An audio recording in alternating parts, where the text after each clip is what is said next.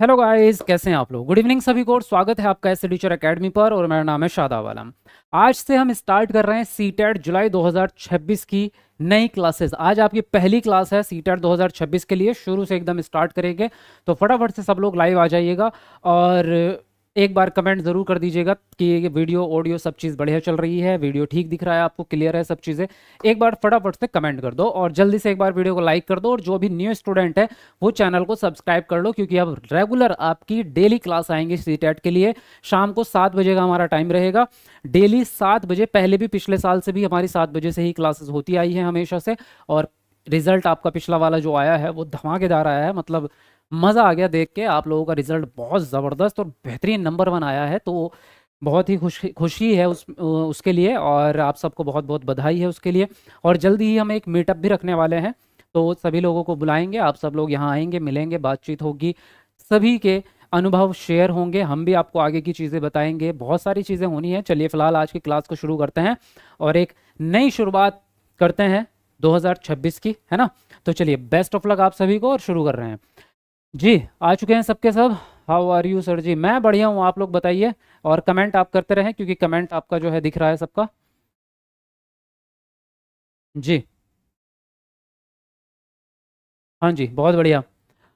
अब नए सीटेट की हम शुरुआत कर रहे हैं, तो जो लोग ऐसे हैं जिनके कम नंबर आए हैं और वो नंबर बढ़ाना चाहते हैं वो भी तैयारी कर सकते हैं। बाकी जो लोग फ्रेशर्स हैं, आगे अपना तैयारी बढ़िया करना चाहते हैं, वो भी शुरू कर दो, क्योंकि अभी से तैयारी करोगे तो फाउंडेशन अच्छा बनेगा। और इस बार जो टॉपर बने हैं वो भी वही लोग बने हैं जिन्होंने पिछले साल शुरू से तैयारी की थी, क्योंकि जितना लंबा समय आप देंगे उतने ही बेहतर नंबर आएंगे, जाहिर सी बात है। अगर आप जल्दबाजी में तैयारी करते हैं, 1 महीना तैयारी कर रहे हो, 1.5 महीना, तो फिर पास तो आप हो सकते हैं लेकिन टॉपर कभी नहीं बन सकते, क्योंकि उसके लिए अनुभव चाहिए होता है। एक बार पढ़ने के बाद उसका रिवीजन करना, फिर उसमें मॉक टेस्ट लगाना, बहुत कुछ करना होता है। तो अगर आप अभी से तैयारी करेंगे तो टॉपर आप ज़रूर बनेंगे।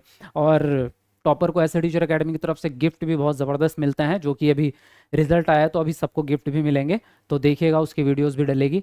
चलिए फिलहाल शुरू करते हैं आज की इस क्लास को। एक बार वीडियो को लाइक कर दीजिए और चैनल को सब्सक्राइब कर लो जिसने भी नहीं किया है अभी तक। और हिंदी पैडागोजी की क्लास है आज, और हम previous year question paper solve कर रहे हैं। और ये जो प्रीवियस क्वेश्चन पेपर हम सॉल्व करने वाले हैं, ये पूरे 15 सालों के, पिछले 15 सालों के सारे प्रीवियस क्वेश्चन पेपर मैं आपको यहाँ पर सॉल्व करवा दूंगा।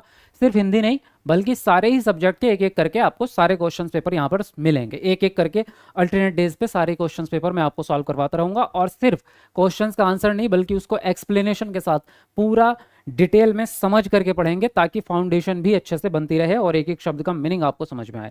चलिए शुरू करते हैं। तो आज का पहला प्रश्न आपके सामने है, और प्रश्न है आपका, एक चीज और मैं पहले ही बता दूं, यहाँ पे आपको 16 नंबर दिख रहा होगा। आप सोच रहे होंगे जब पहली क्लास है तो क्वेश्चन नंबर 1 से शुरुआत क्यों नहीं हुई है, 16 से क्यों हो रही है। ये पहली ही क्लास है। क्वेश्चन नंबर 16 इसलिए लिखा है क्योंकि शुरू के जो 15 नंबर होते हैं वो आपके पैराग्राफ के होते हैं। हिंदी पैडागोजी की अगर बात करें तो हिंदी पैडागोजी आपकी 2 भागों में बटी होती है, आप सबको पता है। एक होता है आपका पैराग्राफ वाला पार्ट, है ना, और एक होता है आपका पैडागोजी वाला पार्ट। तो 15 नंबर के आपके पैराग्राफ होते हैं और 15 ही नंबर की आपकी पैडागोजी होती है पेपर में, है ना। तो अभी जो ये वाले प्रीवियस क्वेश्चन पेपर की क्लास आज हम कर रहे हैं, ये पैडागोजी की है। तो इसमें पैराग्राफ नहीं कर रहे हैं, पैराग्राफ वाली क्लास अलग से करेंगे। इसीलिए 15 क्वेश्चन छोड़ करके हमने 15 लिए हैं, इसलिए 16 से शुरुआत हुई है। निम्नलिखित में से किस भाषा को अध्यापक की मदद से औपचारिक स्थितियों में सीखा जाता है? फर्स्ट ऑप्शन है प्रथम भाषा, दूसरा है द्वितीय भाषा, तीसरा गृह भाषा और चौथा है मातृभाषा। तो पहले आप लोग कमेंट में अपना आंसर लिखेंगे, ताकि ये पता चलता रहे कि आपको कितनी चीज़ें आती हैं, है ना। और आपका एक तरह से टेस्ट भी लग जाएगा, सीखेंगे भी। उसके बाद मैं आपको कंप्लीटली एक्सप्लेनेशन के साथ सही आंसर बताऊंगा। तो जल्दी से एक बार कमेंट में सब लोग अपना आंसर लिखेंगे। चलिए फटाफट से लिखिएगा।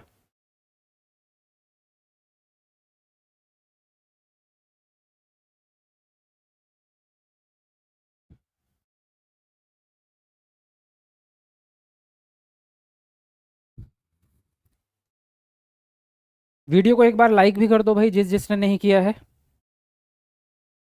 पहली क्लास है आज, तो बढ़िया से लाइक करने चाहिए, है ना, सभी लोगों को लाइक करना चाहिए।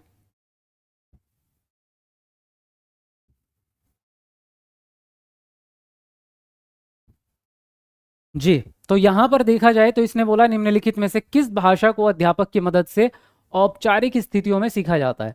भाषा सीखने के दो तरीके हैं, बेसिक से ही शुरुआत कर रहे हैं तो मैं आपको एक एक चीज़ बता के चलूंगा शुरू से ही सारी चीज़ें। भाषा दो तरीके से सीखी जाती है। नंबर एक तो ग्रहण करना, जिसको हम कहते हैं अर्जन, है ना, और एक होता है आपका अधिगम। और ये आपने अगर सिलेबस देख लिया है सीटेट का, जाहिर है देख लिया होगा, तो उसमें हिंदी पेडागोजी में पहला ही चैप्टर है भाषा अर्जन और भाषा अधिगम, है ना। तो ये दो तरीके हैं भाषा को प्राप्त करने के, यानी भाषा को सीखने के। तो अर्जन जो होता है वो ऑटोमेटिक प्रक्रिया है, जब टीचर नहीं पढ़ाता बल्कि बच्चा अपने घर परिवार में रह के ही मातृभाषा को सीखता है। समझ में आई। और अधिगम तब कहलाता है जब बच्चा स्कूल में चला जाता है। तो यहाँ जाहिर सी बात है ये प्रक्रिया स्कूल से पहले की है और ये वाली प्रक्रिया स्कूल जाने की बाद की है ना, ये स्कूल में होती है। अब जाहिर है इन दोनों में से अगर आप देखेंगे तो यहाँ अर्जन जो हो रहा है इसमें कोई औपचारिकता नहीं होगी, ये अनौपचारिक होगा, क्योंकि इसमें कोई फॉर्मेलिटी नहीं होगी। यहाँ पर जो है बच्चा सुन सुन के ही और उसका अनुकरण कर करके ही भाषा को सीखता है, अपने माता पिता को देख करके, भाई बहनों की बातें कर सुन सुन के, समाज में लोगों को बातें सुन सुन के। यहाँ जब बच्चा स्कूल में जाता है तो वहाँ उसको किताब पढ़नी पड़ती है, सिलेबस होता है, टीचर होता है, टाइम टेबल के हिसाब से पढ़ना पड़ता है, चीज़ें याद करनी पड़ती है, परीक्षा भी देनी पड़ती है। यानी ये वाली चीज़ जो है ये औपचारिक है, ठीक है। तो अब अगर हम यहाँ पर आ जाएं प्रश्न में, तो इसने औपचारिक ही आपसे पूछा है। तो औपचारिक यानी स्कूल में आप कौन सी भाषा सीखेंगे इनमें से, तो आप सीखेंगे द्वितीय भाषा। क्यों? क्योंकि प्रथम भाषा तो आप घर पे ही सीख चुके हैं, मातृभाषा को ही प्रथम भाषा कहते हैं, है ना। तो मातृभाषा भी घर पे सीख ली, गृह भाषा तो कह ही रहे हैं हम घर की भाषा को, तो ये तीनों तो एक ही हो गए, गृह भाषा हो, प्रथम भाषा हो या मातृभाषा हो, ये तीनों ही आप घर पे ही सीख लेते हैं स्कूल जाने से पहले पहले। तो जब बच्चे ने स्कूल जाने से पहले ही चीज़ें सीख ली तो उसका क्या होगा, अर्जन होगा, और अनौपचारिक रूप से होगा। यहाँ कोई टाइम टेबल या कोई भी नियम कानून नहीं होंगे, ठीक है। सेकंड लैंग्वेज आप स्कूल में सीख रहे हैं, थर्ड लैंग्वेज स्कूल में सीखेंगे, फोर्थ लैंग्वेज स्कूल में सीखेंगे, इसलिए स्कूल में औपचारिकता कही जाएगी। तो आंसर आपका सेकंड ऑप्शन राइट है। एक बार कमेंट करके बताओ समझ में आया है या नहीं आया है, किस किस को समझ में आ गया एक बार कमेंट पे लिख दीजिए। बहुत ज़बरदस्त। पूरा मैं थोड़ा सा डिटेल में ही समझाऊंगा सारी चीज़ें, क्योंकि अब नई शुरुआत कर रहे हैं तो नए स्टूडेंट भी होंगे बेसिक से पढ़ने वाले, तो मैं शुरू से लेके 0 टू एडवांस लेवल पे लेके चलेंगे, है ना। तो अगर आप बता देना अपना फीडबैक, जैसा भी आपको लग रहा है कि इतना डीप जाना ठीक है या फिर कम समझाऊं या ज़्यादा समझाऊं, आप कमेंट करके बताइएगा। अगला प्रश्न है आपका, रचनावादी उपागम संप्रेषणात्मक उपागम से इस मायने में भिन्न है कि यह मुख्यतः, पहला ऑप्शन है अर्थ पर बल देता है और अपेक्षा करता है कि नियम प्रक्रिया के दौरान सीखे जाएं। दूसरा है नियमों पर बल देता है और अपेक्षा करता है कि अर्थ प्रक्रिया के दौरान समझे जाएं। तीसरा है नियमों के प्रयोग और ज्ञान पर बल देता है, और डी ऑप्शन है ड्रिल और आदत निर्माण पर बल देता है। बताइए यहाँ पर कौन सा ऑप्शन आपको सही लग रहा है, कमेंट में लिखेंगे आंसर। यस सर जी, आ गया समझ में, बहुत अच्छी बात है, समझ में आया। आलोक गुप्ता, पूजा कुमारी, खुशनुमा, बहुत बढ़िया। Kishan, nice ji, thank you. कब होगा सर ये बताओ, ये भी बताऊंगा मैं आपको। सीटेट कब होगा ये मैं आपको कल बताऊंगा, आज नहीं, कल बताऊंगा कि सीटेट नेक्स्ट सीटेट आपका एग्ज़ाम डेट क्या रहेगी, कब फॉर्म भरे जाएंगे, सारी चीज़ें कल दोपहर को एक वीडियो आएगी नेक्स्ट सीटेट एग्ज़ाम के नाम से, उसमें मैं आपको कल दोपहर में सारी चीज़ें क्लियर कर दूंगा, ठीक है। यूट्यूब पे सभी सब्जेक्ट क्लास करा दीजिए सर। हाँ, यूट्यूब पे PYQs की और प्रैक्टिस की सारे सब्जेक्ट की क्लास चलेगी, टेंशन की बात नहीं है। अब देखिए इसने क्या बोला, रचनावादी उपागम संप्रेषणात्मक उपागम से कैसे अलग है। तो इससे तो अलग है, लेकिन मेन बात है कि रचनावादी उपागम के बारे में बात पूछी गई है। अब ये होता क्या है, देखो उपागम जो है वो तो सीखने के तरीके हैं।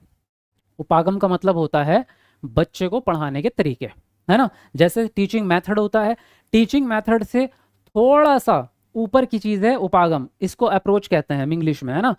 इन दोनों में क्या डिफरेंस है वो बाद में पढ़ेंगे, वो अभी ये वाली क्लास में नहीं बढ़ रहे हैं, है ना। लेकिन आप इसको भी एक तरह से यही मान के चलो, उपागम का मतलब होता है बच्चे को किस तरह से आप कोई भी चीज़ सिखाते हैं। क्लियर। अब आते हैं रचनावाद क्या है और संप्रेषण क्या है। रचनावादी का मतलब होता है करके सीखना। जब आप कोई भी चीज़ लर्निंग बाय डूइंग से सीखते हैं, यानी ज्ञान की रचना होती है, इसमें क्या होती है, ज्ञान की रचना होती है। और ये बात करके सीखेगा बच्चा। और जब काम को किया जाएगा तो इसका मतलब सीधा है कि प्रक्रिया होगी, यानी प्रोसेस होगा, यानी कि कोई ना कोई काम होगा। बच्चा जब तक कोई काम नहीं करेगा तब तक रचनावादी नहीं हो सकता। दूसरी, संप्रेषण क्या है? संप्रेषण का मतलब होता है बातचीत करना। क्या मतलब होता है भाई संप्रेषण का? कम्युनिकेशन, आपने सबने ये वर्ड यूज किया होगा डेली लाइफ में, यानी बातचीत करना। तो भाषा को जब हम बातचीत के माध्यम से सीखते हैं, क्लासरूम के अंदर भी टीचर क्या कहती है, ग्रुप बांट के आधे बच्चों को इधर खड़ा कर दिया, आधे बच्चों को इधर, बात करो, डिस्कशन करो, चर्चा करो, तो वो होता है संप्रेषणात्मक। यहाँ बात पूछी गई है रचनावादी के बारे में, तो जाहिर है रचनावादी उपागम में क्या होगा, प्रक्रिया चलेगी, काम चलेगा, ज्ञान की रचना बच्चा खुद करेगा। अब देखिए, अर्थ पर बल देता है, ये बात तो सत्य है, और अपेक्षा करता है कि नियम प्रक्रिया के दौरान सीखे जाएं। यहाँ पर आप जो है बच्चे को नियम पहले नहीं बताते, बल्कि बच्चे काम को कर रहे हैं, यानी बातचीत कर रहे हैं, और चाहे वो लिखित रूप में हो रहा हो काम, चाहे वो प्रश्नों के उत्तर दे रहा हो, कोई भी काम कर रहा है, लेकिन बच्चा खुद से काम कर रहा है, प्रक्रिया हो रही है। तो जैसा कि मैंने यहाँ पे आपको पहले ही बता दिया था, देखो, तो यही आंसर आपका राइट जाएगा।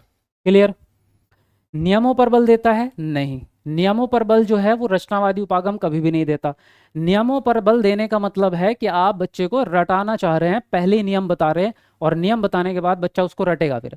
तो हमें रटने पर फोकस नहीं करना, बच्चे से करवा के सिखाना है, यानी लर्निंग बाय डूइंग। बच्चे को ही काम देना है, बच्चा कर करके सीखेगा। ये बात समझ में आ रही है आपको? नियमों यहाँ पर भी नियमों की बात हो रही है, तो ये भी गलत चला जाएगा आपका। ड्रिल और आदत निर्माण, ड्रिल का मतलब होता है बार बार दोहराना किसी चीज़ को, यानी अभ्यास। तो ये भी एक तरह से रटना ही हो गया। ड्रिल मतलब बार बार काम को करना, एक ही काम बार बार रिपीट कर रहे हो, तो ये भी रटना हो गया, ये भी गलत जाएगा। आंसर राइट होगा आपका पहला ऑप्शन। क्लियर है भाई? समझ में आया कि नहीं, बताओ।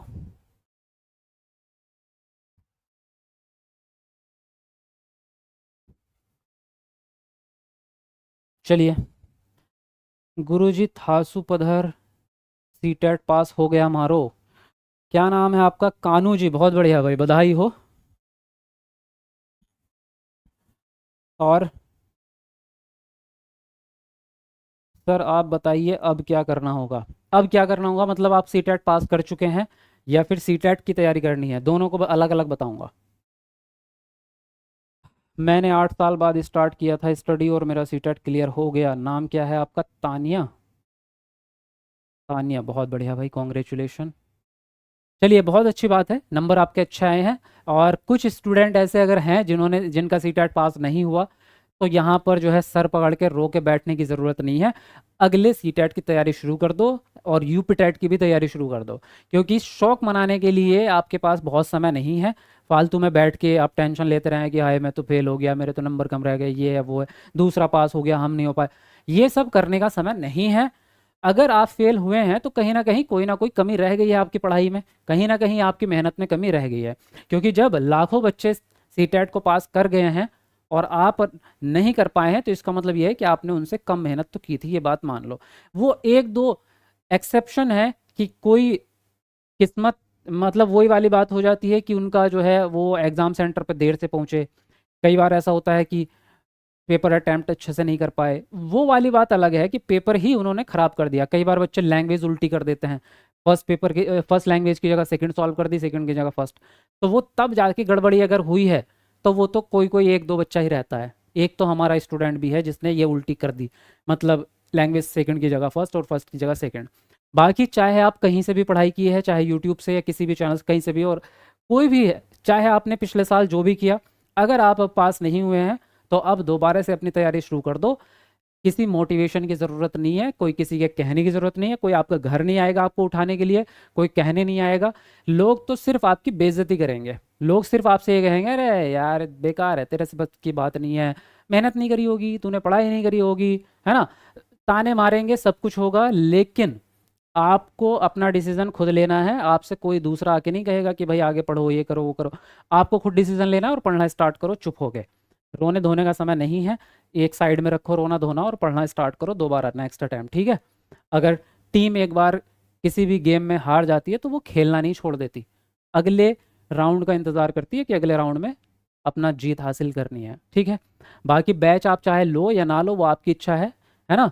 बैच का बारे में पता सबको ही है, तो मैं यहाँ पे कोई ये नहीं कह रहा हूँ कि सभी लोग जो है कंपलसरी है, अगर आप सेल्फ स्टडी कर सकते हैं तो सेल्फ स्टडी करो, बाकी यूट्यूब से चैनल से आपको सारी क्लासेस की मदद मिलती रहेगी, है ना। बैच लेना चाहते हैं तो बैच भी चालू है, बैच भी ले लो। बाकी जो है मैं बस यही कहूँगा कि टाइम वेस्ट मत करना कि अगले हफ्ते तक जो है चलो थोड़ा सा शौक मना लेते हैं, और वो सब चीज़ें छोड़ो, ठीक है। 106 नंबर आए हैं, मेरे गारंटी बैच लिया था मीना। चलो अच्छी बात है, बहुत देखो गारंटी बैच में तो मैंने आपसे पहले ही कह दिया था, ये तो अब आया है रिजल्ट, तो अब पता चल रही है आपको बात। मैंने तो रिजल्ट से पहले ही कह दिया था कि गारंटी बैच में बच्चा फेल नहीं होता। 99.8% रिजल्ट है, मुश्किल से 6 बच्चे हमारे फेल हुए हैं। कितने में से? लाखों में से। 1 लाख से ऊपर, 1 लाख से ऊपर स्टूडेंट थे गारंटी बैच में, 1 लाख कुछ हज़ार, वो मुझे एग्जैक्ट याद नहीं है। केवल 6 बच्चे हैं जो गारंटी बैच में फेल हुए हैं अभी तक के रिकॉर्ड में। तो बात समझ सकते हैं, गारंटी बैच का मुकाबला तो खैर इस दुनिया में कोई कर नहीं सकता, है ना। जो पुराने टीचर्स थे, जो 52 साल के, 56 साल के, 48 साल के, वो लोग भी पास कर गए पहले अटेम्प्ट में गारंटी बैच में पढ़ के। आपकी लाइव कमेंट चल रही हैं, देख लो कितने। सच में सर सही बोला था आपने, बिल्कुल देखो संजू जी। तो उसकी एक अलग बात है, लेकिन बस इतना ही है कि भाई बैच लेना होता है गारंटी बैच, तो उसमें थोड़े से पैसे तो आपको लगाने पड़ेंगे, क्योंकि जब हमारी पूरी टीम इतना आपके लिए खर्च उठाती है, इतनी मेहनत होती है बहुत कई महीनों तक, और दिल्ली जैसे शहर में कितना महंगा खर्च है, तो फीस तो हम ज़रूर लेंगे आपसे, क्योंकि गारंटी बैच में फ्री में नहीं हो पाएगा। तो अगर थोड़ा सा पैसा आप खर्च कर सकते हैं तो गारंटी बैच में पढ़ लो, वरना तो यूट्यूब पे भी पढ़ सकते हैं आप, ठीक है। फिलहाल हम आगे बढ़ते हैं। मैं लास्ट लाइन मेरी यही थी कि समय बर्बाद मत करना, समय ही इस दुनिया में सबसे ज़्यादा कीमती है, तो समय बर्बाद मत करना। डेली अब हम शाम को 7 बजे लाइव आएंगे ही, तो डेली यूट्यूब पे शाम को 7 बजे भी अगर आप जुड़ेंगे तो बेस आपका बहुत बढ़िया क्लियर होते चला जाएगा, ठीक है। चलो नेक्स्ट क्वेश्चन का आंसर दो। किसके अंतर्गत लोगों को सुझाव देने के बजाय सीधे सीधे कहा जाता है कि उन्हें क्या करना चाहिए? रचनात्मक उपागम, आदेशात्मक उपागम, वर्णनात्मक उपागम या संरचनात्मक उपागम? बताओ जरा जल्दी से। मेरा 106 नंबर आया है, मैं भी एमसीडी में टीचर हूँ। नमन कुमार, बहुत बढ़िया। मुकेश कुमार सर, मैं मुरादाबाद से हूँ, गारंटी बैच में पढ़ा और सीटेट पास हो गया। 20 साल से नौकरी,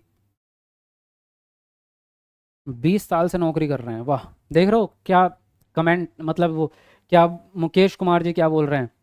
मुकेश कुमार जी बोल रहे हैं मुरादाबाद के रहने वाले हैं और 20 साल से टीचिंग कर रहे हैं, यानी ऑलरेडी सरकारी टीचर हैं। जैसे कि आपको पता है उनके लिए टेट कंपलसरी था, गारंटी बैच में पढ़ के पहले ही अटैम्प्ट में इनका सी टेट क्लियर हो गया है, वो भी दोनों पेपर। उसके अलावा भी बहुत सारे स्टूडेंट हैं, और मतलब जो पुराने टीचर हैं उनमें तो मुझे लगता नहीं कि कोई भी फेल हुआ है, क्योंकि मुझे लगता है उनकी सीरियसनेस ज़्यादा थी, क्योंकि उनके पास 2 ही साल का समय था, उनको करना ही करना है किसी भी हाल में, तो इसीलिए उन्होंने शायद थोड़ा सा ज़्यादा सीरियस मेहनत की है फ्रेशर स्टूडेंट के मुकाबले। लेकिन पास तो सभी हुए हैं, तो खुशी की बात तो यह है कि सब लोग पास हो गए हैं, ये अच्छी बात है। बाकी आगे चलते हैं। किसी किसके अंतर्गत लोगों को सुझाव देने के बजाय सीधे सीधे कहा जाता है कि उन्हें क्या करना चाहिए? जब बात हो रही है कि सुझाव नहीं दे रहे हो, सीधे बोल रहे हो, यानी किसी काम को, जैसे घर में आप होते हैं, आपका छोटा भाई है, उससे आप कहते हैं क्या? एक तरीका तो यह है कि भाई प्लीज़ 1 गिलास पानी ला दोगे क्या, है ना, ये तो तमीज़ हो गई। कई बार आप ऐसा नहीं करते, आप कहते हैं ओए राम, चल उठ जरा 1 गिलास पानी लेगा मेरे लिए, है ना। आप ऑर्डर फेंक के मारते हैं, आप ऐसे ही बोलते हैं ना, ओए छोड़ो जा 1 गिलास पानी लेगा। तो ये क्या है? ये ऑर्डर है सीधा, यानी आदेश दे रहे हो, सुझाव नहीं, सीधे सीधे बोल दिया आपने। तो ऑर्डर यानी कि आदेश दे रहे हैं आप, तो ये आदेशात्मक उपागम होगा। इसी प्रकार से अगर हम इसको कक्षा में लेके आ जाएं छोटे बच्चों के साथ पढ़ाई में, तो कई बार हम क्या करते हैं, क्लास में आते हैं, बच्चों से क्या कहते हैं, बच्चों चलो किताब निकालो, बच्चा किताब निकालेगा, पेज नंबर 26 खोलो, खोलेगा, चलो पढ़ना स्टार्ट करो। तो ये ऑर्डर है, आप बच्चों से पूछ नहीं रहे हैं कि क्या पढ़ाना है, आप बच्चों से बातचीत भी नहीं कर रहे हैं, आप कोई डिस्कशन भी कुछ मतलब ऐसे शुरुआत ही नहीं करी है, आपने सीधे क्या दिया, आदेश दे दिया। तो ये तरीका हालांकि बहुत अच्छा नहीं होता छोटे बच्चों के साथ। बड़े स्टूडेंट जो 12th के बाद के स्टूडेंट हैं उनके लिए ठीक है, छोटे बच्चों के लिए आदेशात्मक उपागम बेकार होता है, क्योंकि उन्हें ऑर्डर दे करके उनके मन की बात तो आप कभी जान नहीं पाएंगे। तो उनके साथ क्या चलना चाहिए, रचनात्मक उपागम चलना चाहिए छोटे बच्चों के साथ। लेकिन फिलहाल प्रश्न के अकॉर्डिंग सेकंड ऑप्शन आपका राइट रहेगा, है ना। रचनात्मक में क्या होता है, ये तो मैंने अभी आपको बताया था ऊपर वाले प्रश्न में ही, कि इसमें प्रक्रिया रहेगी, काम को करके सीखेगा बच्चा। संरचना में क्या होता है, भाषा की बारीकियों पर ध्यान दिया जाता है, भाषा की बारीकियों पर ध्यान दिया जाता है। वर्णनात्मक में क्या होता है, एक्सप्लेन किया जाता है, वर्णन यानी एक्सप्लेन करेंगे आप किसी भी चीज को। तो फिलहाल यहाँ आंसर होगा सेकंड ऑप्शन। चलो अगले प्रश्न पे बढ़ते हैं। ये बताओ, मजा आ रहा है नहीं क्लास करने में, समझ में आ रही है चीजें? जब आप किसी अभ्यास में या सामग्री में शिक्षार्थियों की आवश्यकता अनुसार आवश्यक परिवर्तन करते हैं तो इसे क्या कहा जाता है? अभिग्रहण, अनुकूलन, मूल्यांकन या समीक्षा? बताओ जरा कौन सा ऑप्शन सही लग रहा है, कमेंट में लिखेंगे आंसर। चलो जल्दी लिखो।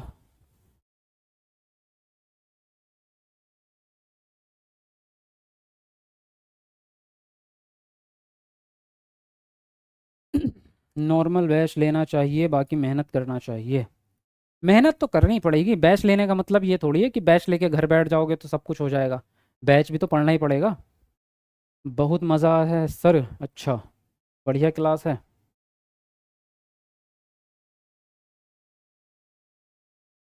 अच्छा, वीडियो को लाइक करते रहो, 1000 लाइक जल्दी से पूरे करो, 1000 लाइक हमारे होने ही वाले हैं कंप्लीट। तो फटाफट से ज़रा कमेंट को नीचे करके एक बार लाइक करेंगे। और टाइम नोट कर लो, कल एकदम एग्जैक्ट 7 बजे हमें लाइव आना है, ठीक है? डेली शाम को 7 बजे लाइव रहेंगे, ठीक है? टाइम नोट कर लो। यूपी टेट वाले 4 बजे शाम को, ये सी टेट की रहेगी। किसी आप किसी अभ्यास में या सामग्री में शिक्षार्थियों की आवश्यकता अनुसार आवश्यक परिवर्तन करते हैं, ज़रूरत के हिसाब से बदलाव करना क्या कहलाता है? अनुकूलन कहलाता है। अभिग्रहण का मतलब होता है सीखना किसी चीज़ को। मूल्यांकन का मतलब होता है जांच करना, यानी परीक्षा ले रहे हैं आप बच्चे की किसी भी तरह से।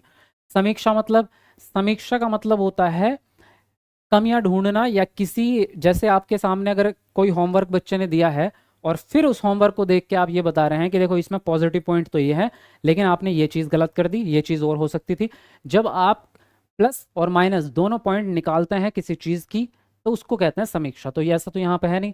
अनुकूलन को इंग्लिश में हम कहते हैं एडेप्टेशन या एडजस्टमेंट, है ना? अडेप्टेशन। अब अडेप्टेशन का मतलब क्या होता है? देखो मैं आपको एक सिंपल सा एग्जांपल देता हूँ। कई बार आप क्या करते हैं, जैसे आपने एक बाइक खरीदी या आप बाइक चलाते होंगे, कंपनी की तरफ से जो उसमें लाइट लगी हुई आई है, हेडलाइट, वो थोड़ी सी कम है, और आप रात में ट्रेवल करते हैं तो वो बहुत दूर तक लाइट जाती नहीं है, तो आप क्या करते हैं, आप जाते हैं मैकेनिक की दुकान पे, बोलते हैं भाई इसकी लाइट चेंज कर दो, बड़ी सी लाइट लगा दो। तो आपने अपनी ज़रूरत के हिसाब से उसमें क्या किया, एडेप्टेशन करवा लिया, तो आपने अनुकूलन कर दिया उसके साथ। सेम उसी तरह से जब बच्चों के साथ हम क्या करते हैं, फॉर एग्जाम्पल बच्चा जो है जब चेयर पे बैठता है, तो चेयर जो है आपकी बहुत कठोर है ना, उसका जो तख्ता है वो बहुत कठोर है, तो बच्चे को दिक्कत होती है। अब आप क्या करेंगे, आप उस पर थोड़ी सी गद्दी लगवा दीजिए, तो आपने अडेप्टेशन कर दिया क्योंकि बच्चे को ज़रूरत थी। बच्चे की ज़रूरत के हिसाब से छोटी छोटी जिस भी चीज़ में आप परिवर्तन करेंगे वो अनुकूलन ही कहलाएगा। चलिए आगे बढ़ेंगे। योगात्मक आकलन क्या होता है? पहला ऑप्शन है निदानात्मक और उपचारात्मक है, दूसरा है विद्यार्थियों को प्रभावशाली प्रतिपुष्टि देता है, तीसरा है शिक्षार्थियों की सक्रिय सहभागिता को स्वीकारता है, और डी है शिक्षार्थियों के अधिगम और निष्पादन के बारे में निर्णय लेने के लिए प्रयुक्त किया जाता है। बताओ कौन सा ऑप्शन सही होगा? सब लोग लिखेंगे अपना अपना आंसर।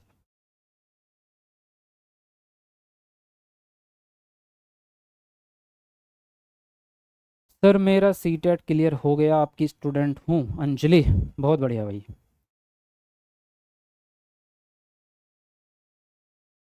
टैट की भी क्लास करवाई है, टैट की भी शुरू कर दी है आज से ही हमने, ठीक है, शाम को 4 बजे। सर मेरा सी टेट रिजल्ट प्राइमरी 120 और जूनियर 100, जूनियर 99 आया है। क्या नाम है आपका? न्याज, न्याज नाम है आपका, न्याज, आजमगढ़ से। बहुत बढ़िया भाई, कॉन्ग्रेचुलेशन। चलो लिखते रहो अपना अपना आंसर।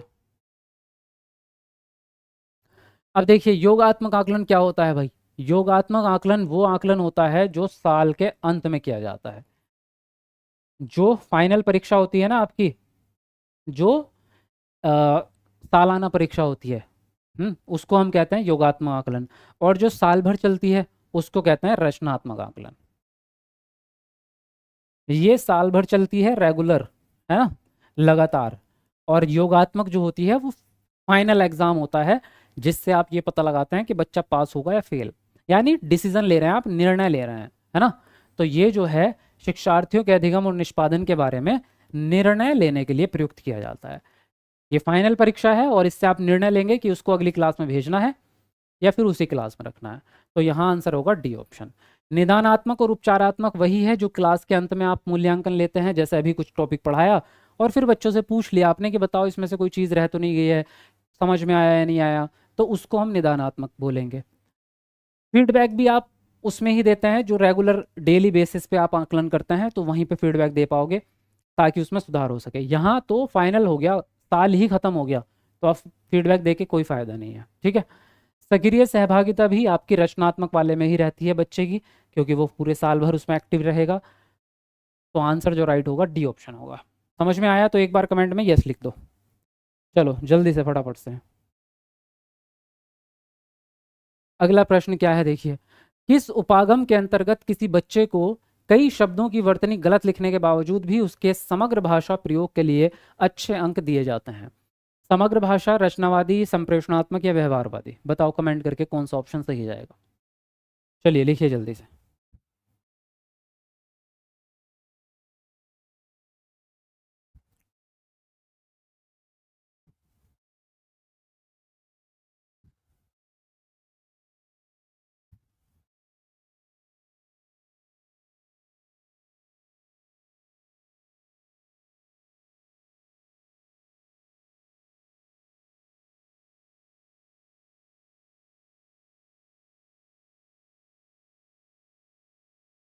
लिखते रहो अपना अपना आंसर सब लोग।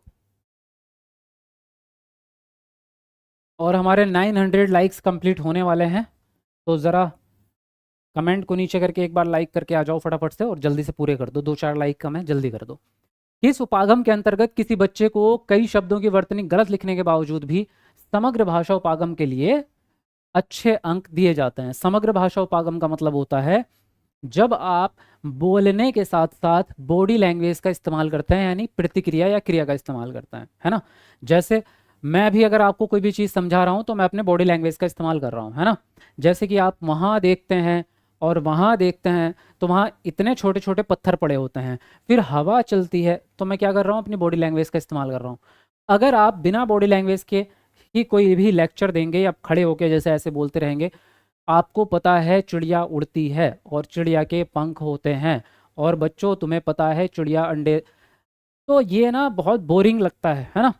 तो समग्र भाषा उपागम का मतलब होता है जब आप बोलने के साथ साथ फिजिकली एक्टिविटी करते हैं, इसको हम समग्र भाषा उपागम कहते हैं, ठीक।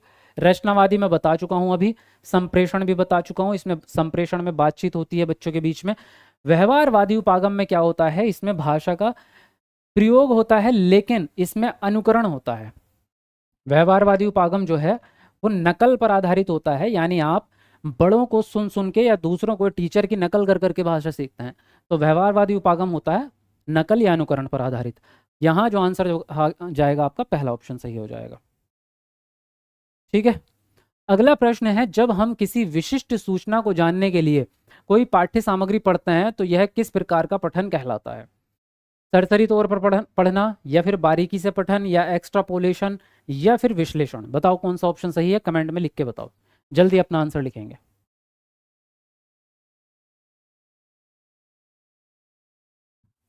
अब क्या करें आगे? अंजलि, अंजलि जी मैं आपको सीटेट से आगे क्या करना है ये बात कल करेंगे हम, ठीक है। इसकी एक अलग वीडियो बनाएंगे, क्योंकि इसके बीच में तो ये बात करेंगे तो फिर ये वाली क्लास खराब हो जाएगी।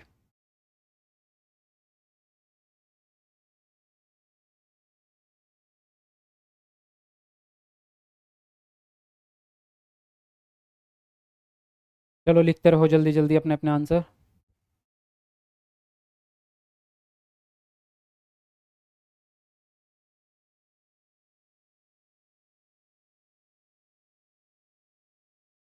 देखिए इसने बोला जब हम किसी विशिष्ट सूचना को जानने के लिए कोई पाठ्य सामग्री पढ़ते हैं तो किस प्रकार का पठन कहलाएगा?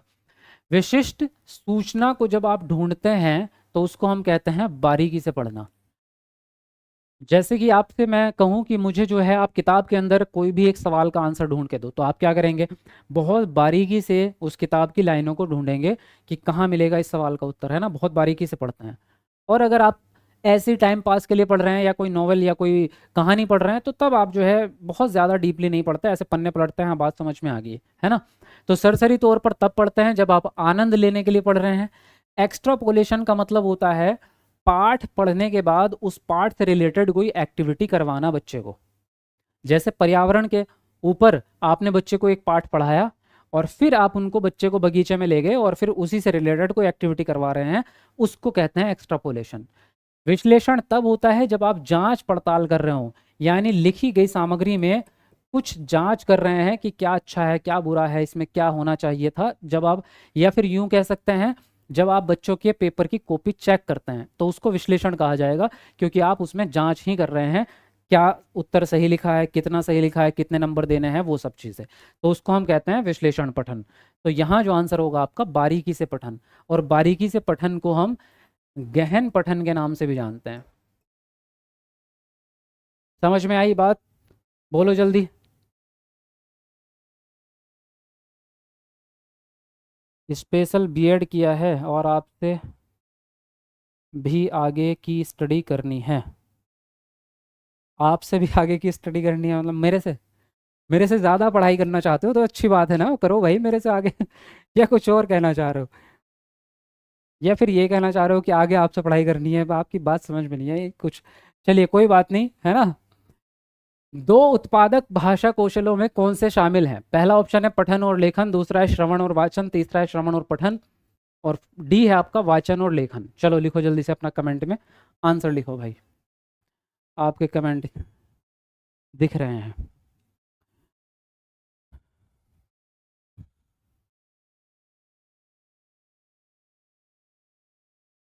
ये प्रश्न आया था 2026 में, अच्छा।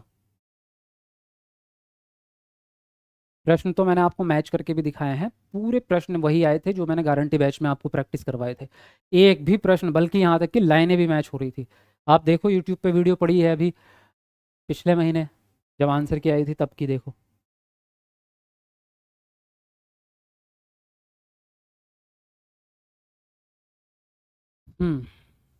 New batch CTET start हो गया भाई, न्यू बैच।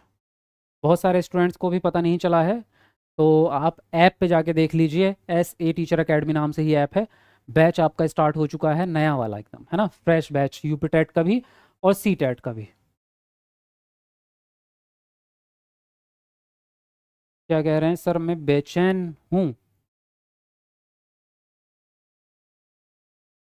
बैच नहीं ली हूँ, मेरा सी टेट पास नहीं हुआ, फिर से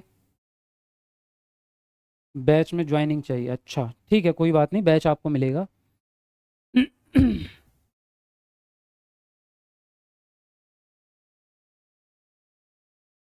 आगे ही DSSB स्पेशल की, अच्छा DSSB की तैयारी करनी है आपको, okay. Sir new batch start हो गया क्या फ्रॉम कलकत्ता? हाँ, बैच आपका स्टार्ट हो गया है, मैं भी क्लास के लास्ट में आपको पूरी डिटेल बता दूंगा। तो एंड तक आप लोग क्लास करो और क्लास के अंत में मैं आपको पूरी डिटेल बता दूंगा बैच के बारे में भी। सर जी हम भी अच्छे हैं ना। अरे हम भी अच्छे हैं ना तो अच्छे ही हो, मैंने कब कहा कि आप बुरे हैं? मुझे बैच लेना है प्रियंका, बिल्कुल। चलिए, तो यहाँ हम बात कर रहे हैं दो उत्पादक भाषा कौशल कौन कौन से हैं। भाषा कौशलों को हमने दो श्रेणियों में बांटा है। नंबर एक तो आपका उत्पादक है, जिसको हम अभिव्यक्तात्मक कौशल भी कहते हैं, है ना। और दूसरे नंबर के होते हैं ग्रहणात्मक। तो अभिव्यक्तात्मक कौशल वो होते हैं जिनके द्वारा अपनी बात को हम दूसरों तक पहुंचाते हैं।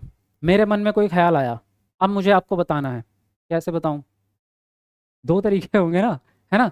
या जो पंकज जी हैं जो बस में ट्रेवल कर रहे थे, डेली करते हैं कॉलेज जाने के लिए बस में ट्रेवल, तो इनको एक दिन एक महिला पसंद आ गई है, तो अब उस महिला से जाके अपने दिल की बात कहनी है, या अपने जो विचार हैं इनके उस तक पहुंचाने हैं। तो दो तरीके हैं कैसे पहुंचाओगे। नंबर एक तो तरीका यह है कि सीधे सीधे जाओ और बोल दो भाई, है ना। एक तरीका तो यह है कि सीधे सीधे जाओ बोल दो, चाहे वो एक्सेप्ट हो या रिजेक्ट हो या थप्पड़ पड़े, जो भी हो जाएगा देखा जाएगा, है ना।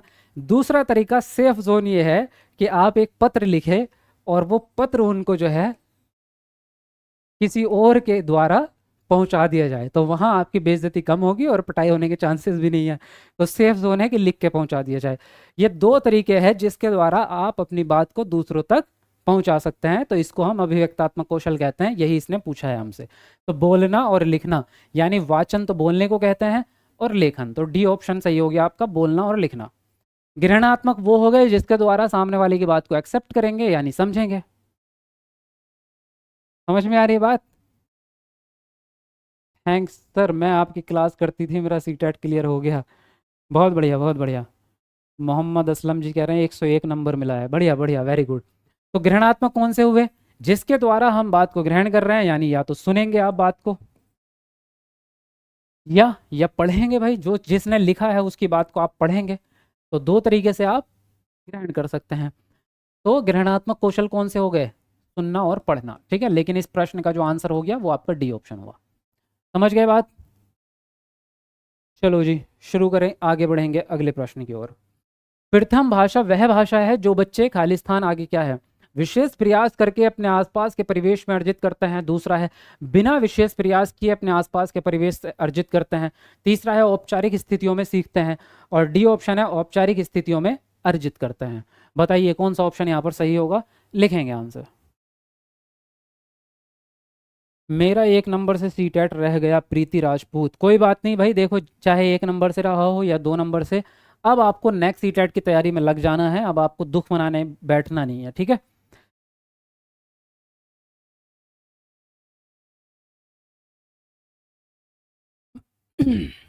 लिखिए अपना अपना आंसर सब लोग।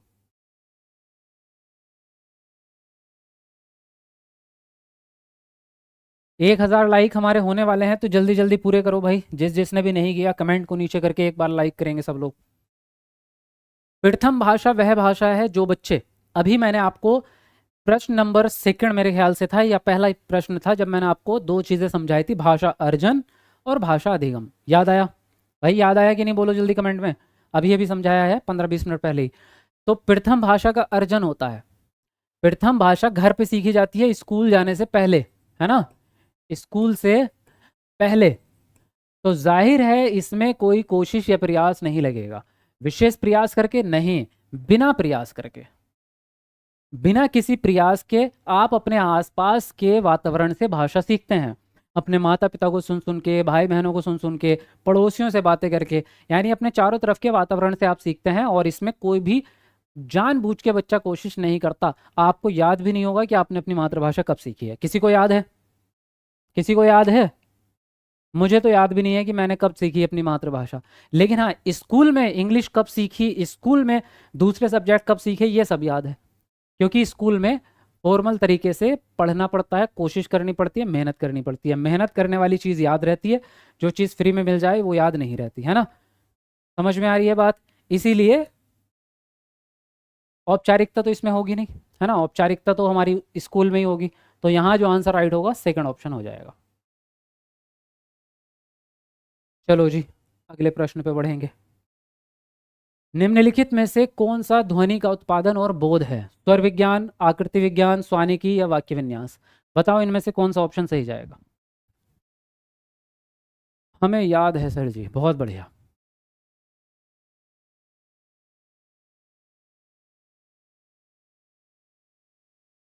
थैंक यू सर, मेरा जनरल कैटेगरी से क्लियर हो गया। Nagma Shaheen, very good. Sir CTET आपसे किया है क्लियर, अब डीएसएसबी आपसे करना है। ठीक है, डीएसएसबी के बारे में भी बताएंगे आपको, ठीक है। चलो लिखो जल्दी जल्दी लिखो अपना अपना आंसर। क्या आंसर राइट हो रहा है भाई इसका? मैं गवर्नमेंट टीचर हूँ, दोनों पेपर क्लियर हो गया है। जनरल कैटेगरी से हूँ, 100 से ऊपर नंबर आया है फर्स्ट अटेम्प्ट में। दीपा रस्तोगी, दीपा रस्तोगी, कॉन्ग्रेचुलेशन भाई, क्या बात है, मतलब ज़बरदस्त आप लोगों ने धमाल मचाया है। ऑलरेडी गवर्नमेंट टीचर हैं, मतलब एजेड लोग हैं ये, आप लोगों से, फ्रेशर लोगों से एजेड लोग हैं जो ऑलरेडी गवर्नमेंट टीचर हैं। ये लोग 100 से ऊपर नंबर ला रहे हैं। एक के तो 125 नंबर आए हैं जो टीचर हैं ऑलरेडी गारंटी बैच में पढ़ के, मतलब धमाल मचा रहे हैं ये लोग। इन्होंने काफ़ी मेहनत की है। अब बारी आपकी है। तो नेक्स्ट सीटेट में यानी जब आपका सीटेट एग्जाम अब होगा तो अब नए वाले बच्चों से मैं उम्मीद करता हूं कि आप टॉपर बनेंगे। तो कोशिश करते रहो और ज़बरदस्त तरीके से पढ़ते रहो। अब यहाँ हम कह रहे हैं निम्नलिखित में से कौन सा ध्वनि का उत्पादन और बोध है। यहाँ दो ऑप्शन आपको मिलेंगे जहां पे कंफ्यूजन होगा, एक है स्वर विज्ञान, एक है स्वानिकी। दोनों ही ध्वनि से संबंधित हैं। आकृति विज्ञान तो आपका शब्दों की रचना के बारे में है कि शब्द बनते कैसे हैं, ठीक है, शब्दों की रचना। वाक्य विन्यास, वाक्य की रचना, यानी कौन सा शब्द आगे आएगा कौन सा पीछे आएगा, इसको हम वाक्य विन्यास कहते हैं। स्वर विज्ञान और स्वानिकी दोनों के दोनों ही ध्वनि से संबंधित है। अब इन दोनों में क्या फर्क है, इतना डीप कॉन्सेप्ट है कि गूगल भी नहीं समझा पाएगा। करके देख लो सर्च, सच्ची बोल रहा हूं, आप करके देखो, गूगल से पूछ लो, ये गूगल भी आपको क्लियर नहीं कर पाएगा। तो किसी यूट्यूब पे तो तुम क्या ही ढूंढोगे, जिंदगी में आज तक कहीं पे भी आपको इसका क्लैरिफिकेशन नहीं मिलेगा, मुझे लगता है। अब मैं आपको बताता हूं बहुत ही आसान शब्दों में इन दोनों में क्या अंतर है। देखो, जो आपका स्वर विज्ञान होता है ये ध्वनि आपके शरीर से, यानी गला, नाक, दांत, तालु, ये जो जितना सिस्टम है वोकल सिस्टम, यहां से आपकी ध्वनि का उत्पादन कैसे होता है उसके बारे में होता है स्वर विज्ञान, है ना। यानी ध्वनि की संरचना, यानी मैं ये कह सकता हूं शरीर के अंगों द्वारा ध्वनि का उत्पादन।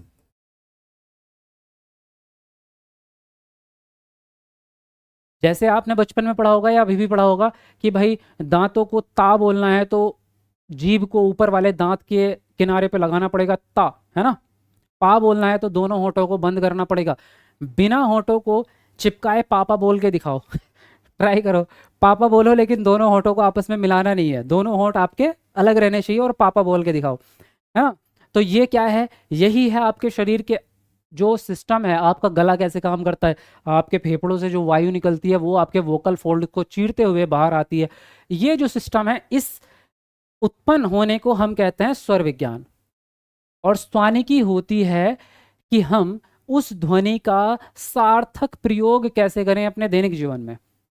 जैसे कि ये है आपकी ध्वनि के प्रयोग के बारे में, ध्वनि के प्रयोग के बारे में, यानी कि कौन सी ध्वनि को, जैसे ये सही ध्वनि का उच्चारण है या ये उच्चारण सही है, तो कौन सी ध्वनि को आगे रखना है, कौन सी को पहले, कौन सी को बाद में। ये जो प्रयोग, भाषा के प्रयोग में ध्वनि कहाँ काम आ रही है, जब ये सीखते हैं तो उसको कहते हैं स्वानिकी। लेकिन जब ध्वनि का उत्पादन हो रहा होता है उसको कहते हैं स्वर विज्ञान। तो यहाँ बात उत्पादन की पूछी गई है, इसलिए आंसर राइट जाएगा पहला ऑप्शन। बोलो क्लियर हुआ कि नहीं हुआ भाई? अगर अभी भी नहीं हुआ ना तो दुनिया का कोई आदमी नहीं कर सकता। बोलो जल्दी कमेंट करके बताओ कि चीज क्लियर हुई है या नहीं।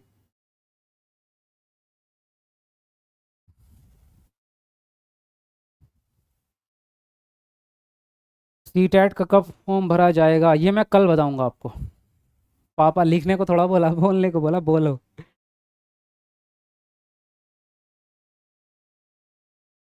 समझ गए? चलो आगे बढ़ेंगे। आगे है आपका निम्नलिखित में से कौन सा श्रव्य भाषिक ड्रिल का अंश नहीं है। पहला ऑप्शन है विद्यार्थी आदर्श भाषा सुनते हैं, दूसरा है विद्यार्थी संवाद की प्रत्येक पंक्ति दोहराते हैं, तीसरा ऑप्शन है विद्यार्थी व्याकरणिक नियमों पर ध्यान देते हैं, और डी है विद्यार्थी ड्रिल प्रतिरूपों में विकल्प का अभ्यास करते हैं। बताइए कौन सा ऑप्शन सही होगा, लिखेंगे अपना आंसर।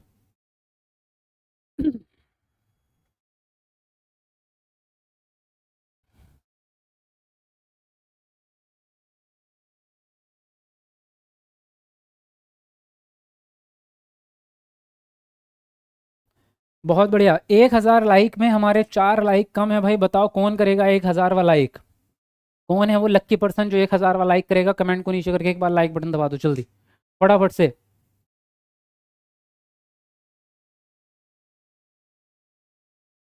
अब देखिए इसने बोला निम्नलिखित में से कौन सा श्रव्य भाषिक ड्रिल का अंश नहीं है। श्रव्य का यानी सुनना, तो जब आदर्श भाषा सुन रहे हैं तो ये तो आ ही गया सुनने में, है ना।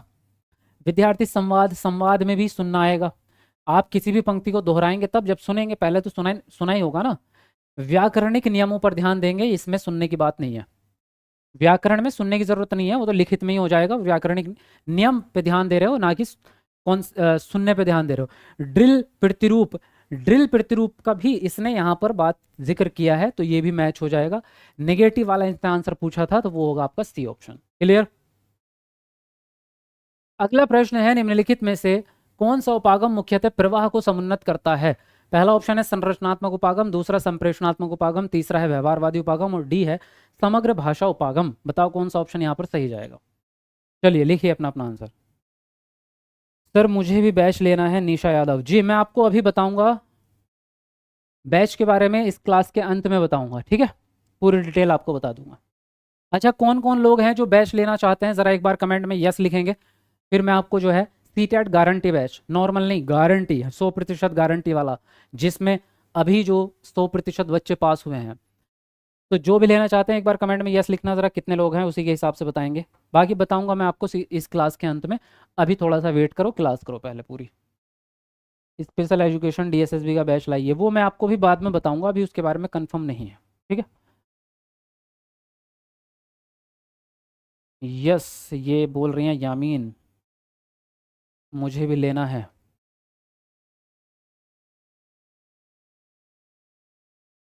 कुमारी, नाम आपके जल्दी पढ़ नहीं पा रहा मैं।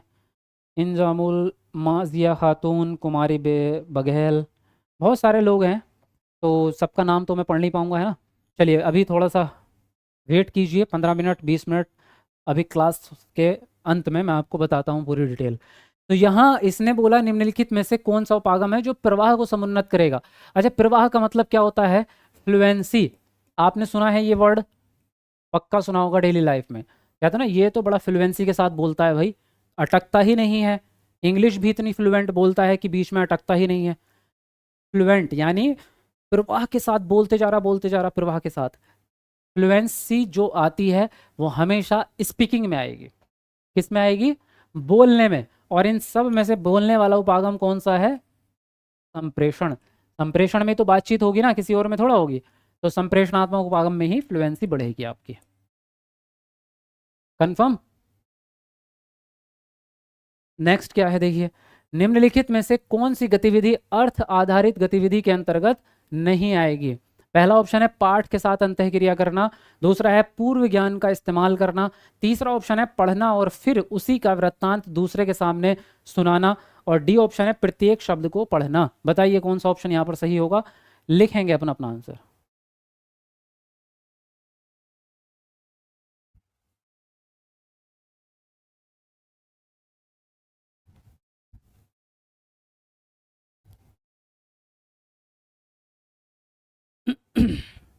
बहुत बढ़िया भाई, 1000 लाइक हो चुके हैं, थैंक यू वेरी मच।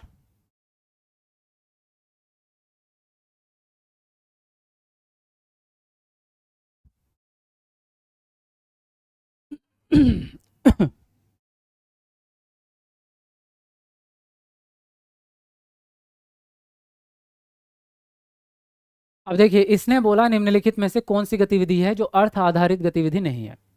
अर्थ का मतलब क्या होता है? अर्थ का मतलब होता है कि बच्चा उस काम को करके सीखे और थोड़ा मीनिंगफुल तरीके से, रट्टा ना मारे, है ना। देखिए, पाठ के साथ अंतःक्रिया करेगा बच्चा, तो ये भी पॉजिटिव है। पूर्व ज्ञान का इस्तेमाल करके आप नए ज्ञान को सीख रहे हैं, ये भी पॉजिटिव है। हमेशा जब भी आप कोई नई चीज़ सीखते हैं, हमेशा पुराने ज्ञान को इस्तेमाल करके ही सीखते हैं, है ना। आप बाइक चलाना सीख रहे हैं, तो आपको साइकिल चलानी आती थी, वो वाला ज्ञान अब आपका काम आएगा। तो हमेशा आदमी पूर्व ज्ञान का इस्तेमाल करके सीखता है। पढ़ना और फिर उसी का वृत्तांत दूसरे के सामने सुनाना, ये भी ठीक है। इसमें पहले आप पढ़ रहे हैं और फिर उस चीज़ को दूसरे के सामने एक्सप्लेन कर रहे हैं, तो मतलब आप कुछ ना कुछ एक्टिविटी तो कर ही रहे हैं। लेकिन प्रत्येक शब्द को पढ़ना आपका अर्थ आधारित गतिविधि नहीं है। क्यों नहीं है, समझो।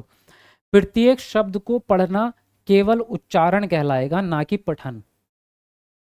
पठन तब कहलाएगा जब पढ़े हुए का अर्थ भी आपको समझ में आ जाए। नहीं समझे? आपके सामने मैं एक पैराग्राफ या एक किताब दूं और आपसे कहूं इसको पढ़ दीजिए, आपने उसको पढ़ दिया, लेकिन मैं आपसे कहूं इसका मीनिंग समझाओ, मीनिंग आपको समझ में नहीं आ रहा, तो फिर आपने पठन नहीं किया ना, आपने तो केवल उसको उच्चारित किया है। जब आप उस सामग्री का, जो लिखी हुई चीज़ है, उसका अर्थ समझ पाएं या अर्थ बता पाएं, उसको कहते हैं अर्थ आधारित गतिविधि। तो यहाँ जो आंसर जाएगा डी ऑप्शन जाएगा, क्योंकि इसने निगेटिव बात पूछी है आपसे। चलिए नेक्स्ट प्रश्न पे आइए। अधिगम योजना के बारे में क्या सही है? पहला ऑप्शन है लचीलेपन का अभाव, दूसरा है अध्यापक केंद्रित, तीसरा है बाल केंद्रित, चौथा है आपका एक ही तरीके पर आधारित। बताइए कौन सा ऑप्शन सही जाएगा, कमेंट में लिखेंगे आंसर।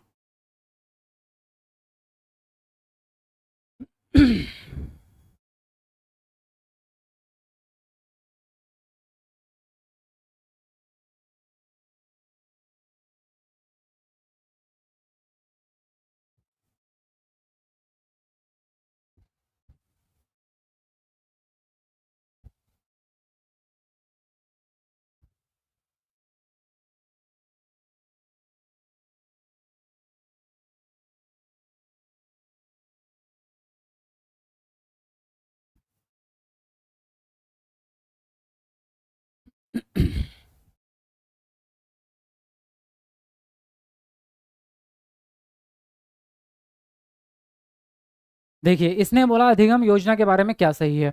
अधिगम योजना यानी लेसन प्लानिंग। जब आप बच्चे को पढ़ाने जाते हैं ना, आपने बीएड किया होगा, डीएलएड, तो वहाँ पे भी लेसन प्लान बनाए होंगे जब आप टीचिंग करने जाते होंगे। तो अधिगम योजना यानी कि आपके जो लेसन प्लान है उसमें क्या सही है उसके बारे में। लचीलेपन का अभाव तो गलत हो गया, क्योंकि लचीलापन होना ज़रूरी है, यानी जब बच्चे की ज़रूरत के हिसाब से आप उसमें बदलाव कर सकें। अध्यापक केंद्रित होना चाहिए आपका, नहीं, बाल केंद्रित होना चाहिए। आप जो भी कंटेंट पढ़ाएंगे, जो भी तरीका अपनाएंगे, जो भी शिक्षण विधि होगी, वो बाल केंद्रित हो, बच्चे की ज़रूरत के हिसाब से हो। एक ही तरीके पर पढ़ाएंगे आप, नहीं, आपको मल्टीपल तरीके यूज़ करने हैं, यानी आपकी टीचिंग मेथड भी विभिन्न प्रकार के होने चाहिए। केवल एक ही तरीके से अपनाओगे तो कुछ बच्चे तो समझ जाएंगे, सब लोग नहीं समझ पाएंगे, क्योंकि सारे बच्चों का सीखने का तरीका भी अलग अलग होता है, जिसको लर्निंग स्टाइल कहते हैं। तो यहाँ सी ऑप्शन सही जाएगा। अगला प्रश्न क्या है? गलतियों का विश्लेषणात्मक अध्ययन क्या कहलाता है? त्रुटि विश्लेषण, तुलनात्मक विश्लेषण, वाक्य विश्लेषण या फिर शब्द विश्लेषण? बताओ जरा कौन सा ऑप्शन सही जाएगा। मेरा कमेंट नहीं पढ़ रहे गुरुजी, क्या नाम है? सुंदर बिष्ट पढ़ रहे हैं भाई। कितने दिन बाद मिले आज आप? अच्छा, कोई बात नहीं, अब डेली मिलेंगे।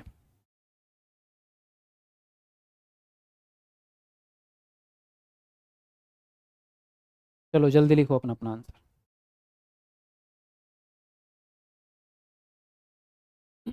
टाइमिंग आपकी डेली हम 7 बजे ही रखेंगे, शाम को 7 बजे से क्लास स्टार्ट होगी डेली, ठीक है। अब देखिए इसने क्या बोला, गलतियों का विश्लेषणात्मक अध्ययन। गलतियों का मतलब होता है क्या? त्रुटि, और विश्लेषण तो विश्लेषण है ही है, तो पहले ही ऑप्शन सही हो गया ना, त्रुटि विश्लेषण, है ना। तुलनात्मक नहीं है, वाक्य भी नहीं है, शब्द का भी नहीं कर रहे आप, फर्स्ट ऑप्शन यहाँ पर आपका सही हो जाएगा, ठीक है। चलिए तो क्वेश्चंस तो आज का ये अंतिम क्वेश्चन था, यहीं पर हम क्लास को फिनिश करेंगे। अब मैं आपके कमेंट्स के जवाब दे देता हूं, जो भी आपके सवाल हैं। वीडियो को एक बार लाइक कर दो, सब्सक्राइब भी कर लो, और जो लोग सीटेट गारंटी बैच में एडमिशन लेना चाहते हैं तो उनको मैं बता देता हूं कि कैसे आप एडमिशन लेंगे, है ना, तो वो भी सुन के जाइएगा। चलिए ठीक है, देखो तो जो भी गारंटी बैच में एडमिशन लेने वाले स्टूडेंट हैं, सबसे पहला काम तो आपको ये करना है कि ऐप डाउनलोड करना है ना, एस टीचर अकेडमी का। दूसरी चीज़ मैं आपको प्राइस भी बता देता हूँ कितना कितना है और कितना कितना ऑफर चल रहा है इस पर। तो अगर हम ऑफर की बात करें तो इसका जो है सीटेट गारंटी बैच 4.0 जो नया बैच स्टार्ट हुआ है अभी के अभी, इसमें आपको 100% गारंटी मिलती है पास कराने की। इसमें 100% गारंटी है पास कराने की, और वो गारंटी हमने साबित भी कर दी है।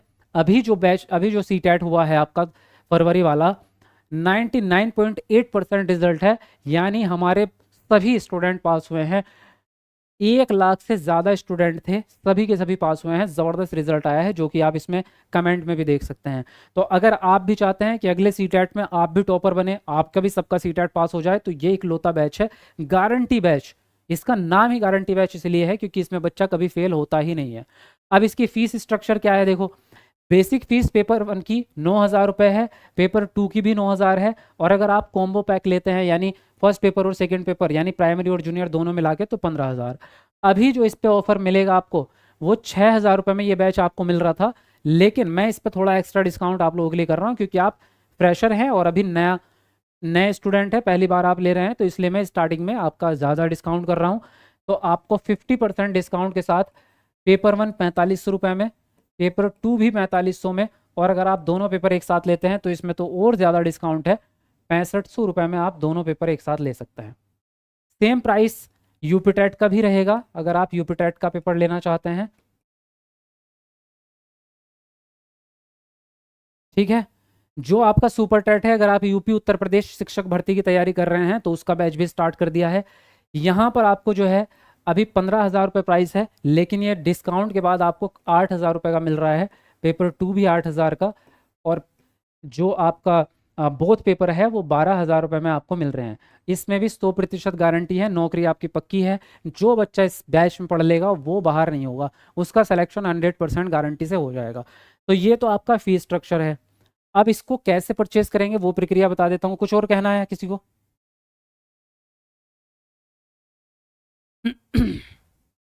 यस सर, स्पेशल बैच लिया था, हो गया क्लियर। अंजलि जी बोल रही हैं सर हम भी न्यू हैं। हाँ तो कौन कौन, अच्छा कितने लोग हैं जो आज ही अपना एडमिशन लेना चाहते हैं सीटेट गारंटी बैच में? अगर ज़्यादा स्टूडेंट होंगे तो मैं इस पे थोड़ा बहुत और डिस्काउंट कर दूंगा। तो जल्दी से एक बार बताइए कितने लोग हैं, जल्दी फटाफट से एक बार कमेंट में यस लिखेंगे और रेड वाला दिल ज़रा जल्दी से फटाफट से टाइप कर दो। कितने लोग हैं जो अभी के अभी सीटेट गारंटी बैच में एडमिशन ले रहे हैं, फिर उनको थोड़ा सा एक्स्ट्रा डिस्काउंट मिल जाएगा। बैच का नोटिफिकेशन नहीं आ रहा है, आपने ऐप का नोटिफिकेशन बंद कर रखा होगा, उसको चालू करो ऐप के। पेपर 2 का लेना है सर, अमृता जी। जेटेट भी है क्या? बिल्कुल, जेटेट वाला भी ले सकते हैं, ऐप पे जाके सेम डिस्काउंट मिल जाएगा आपको। महाराष्ट्र टेट वाले भी ले सकते हैं, चाहे आप जेटेट वाले हैं या आप एमपी टेट वाले हैं या आप फिर महाराष्ट्र टेट वाले हैं, सभी के लिए बैच अवेलेबल है। स्टेट टेट के नाम से एक फोल्डर बना हुआ है, वहां से जेटेट आज लेना है। ठीक है, चलिए यस आ चुके हैं आप सब लोगों के। फटाफट लिखो भाई, जल्दी जल्दी फास्ट कमेंट करो। अब देखो, अगर ऐसा है तो फिर कुछ स्टूडेंट्स के लिए, ज़्यादा तो नहीं लेकिन 50 लोगों के लिए, आपके 50 स्टूडेंट्स के लिए एक्स्ट्रा डिस्काउंट में यहाँ पर कर देता हूँ। ठीक है, अगर आप अभी हैंड टू हैंड लेते हैं, ये जो है इस पे 500 का जो डिस्काउंट आपको मिल जाएगा। तो सिंगल पेपर जो है वो आपको 4,000 रुपये में सिंगल पेपर, और दोनों पेपर आपको 6,000 रुपये में। ठीक है, तो ये एक्स्ट्रा डिस्काउंट आप लोगों को मिल जाएगा। ठीक है, तो अभी के अभी जाके ऐप पे जाके आप अपना एडमिशन ले सकते हैं। प्रक्रिया मैं आपको बता देता हूँ। सबसे पहला काम तो आपको ये करना है, एस टीचर अकेडमी का ऐप डाउनलोड करना है। एस टीचर अकेडमी का प्ले स्टोर से ऐप डाउनलोड करना है, या फिर आपका मैंने लिंक भी दिया है कमेंट में, वहाँ से भी कर सकते हैं, या फिर सीधे प्ले स्टोर पे जाकर टाइप कर लेना एस टीचर अकेडमी। इसको इंस्टॉल करना, इंस्टॉल करने के बाद अपना फ़ोन नंबर डालना व्हाट्सअप वाला, व्हाट्सअप पे एक OTP आएगा, वो OTP डाल देना, लॉगिन हो जाएगा। लॉगिन होने के बाद जब आप इसको ओपन करेंगे तो पहला पेज आपका इस तरह से खुल के आएगा। ठीक है, पहला स्टेप नंबर 1 ये। तो यहाँ शुरू में ही देखो, यहाँ पे आपको दिख रहा है CTET 4.0, और इससे अगला जो ऑप्शन है वो है स्टेट टैट। तो स्टेट टैट वाले पे जाके तो आप महाराष्ट्र टैट, झारखंड टैट और MP टैट वाले यहाँ से लेंगे, CTET वाले यहाँ से लेंगे, UP टैट वाले यहाँ से। सबका फोल्डर अलग अलग है, तो आपको जो लेना है उस पर आप क्लिक करेंगे। फॉर एग्जाम्पल आपने CTET पे क्लिक किया तो यहाँ CTET के सारे बैच खुल जाएंगे, पेपर 1 का अलग, पेपर 2 का अलग, कॉम्बो अलग। इस पे आप क्लिक करेंगे तो नेक्स्ट पेज खुलेगा, और नीचे लिखा हुआ आएगा आपका बाय नाउ।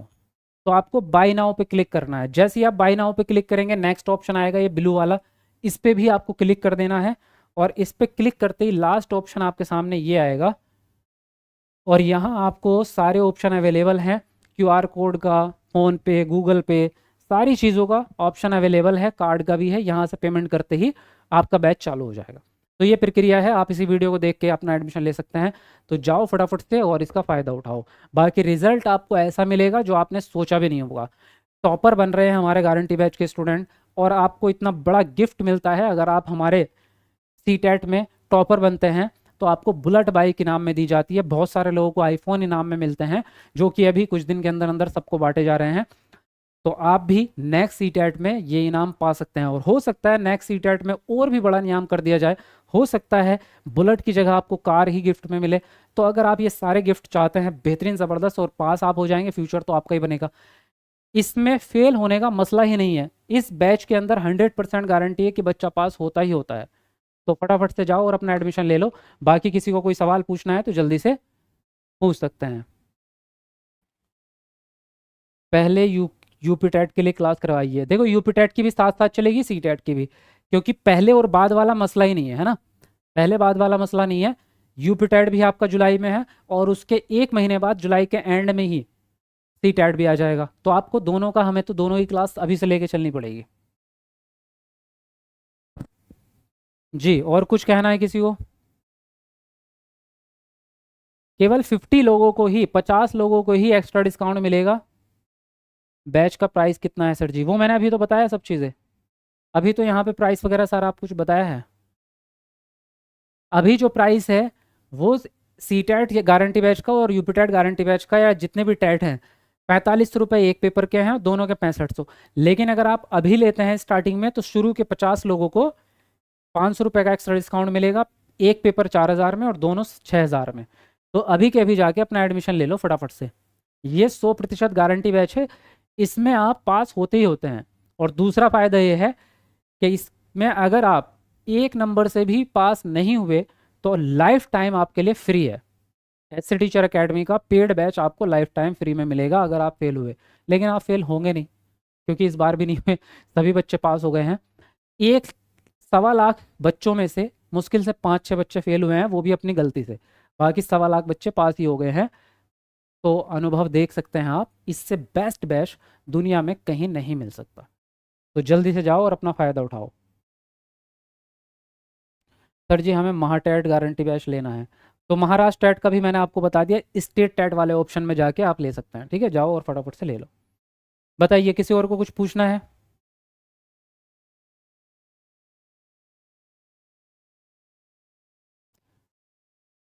कल से डेली क्लास कंटिन्यू रहेगी 7 बजे? हाँ बिल्कुल। सर मैंने तो कल 4500 में ही यूपी टेट का बैच ले लिया है। कोई बात नहीं, आपने ले लिया, अच्छी बात है। अब कोई टेंशन मत लो। ये तो चीज़ें होती रहती हैं, थोड़ा बहुत डिस्काउंट ऊपर नीचे चलता रहता है। ठीक है, कल को जो लेंगे वो भी 4500 में ही लेंगे। ये तो 50 लोगों के लिए है, केवल 500 रुपये का डिस्काउंट। 50 लोग तो एकदम ही ख़त्म हो जाएंगे। 50 लोग होते ही कितने हैं। ठीक है, तो जाओ और अपना जल्दी से जाके ले लो। और बाकी हम जो है क्लास में मिलते हैं आपसे। कल यूट्यूब पे भी मिलेंगे, बैच में भी मिलेंगे, दोनों जगह पे। ठीक है, वीडियो को लाइक कर दो और शेयर भी ज़रूर करना इसको। ठीक है, चलिए मिलते हैं आपसे नेक्स्ट वीडियो में। तब तक के लिए बाय बाय, टेक केयर।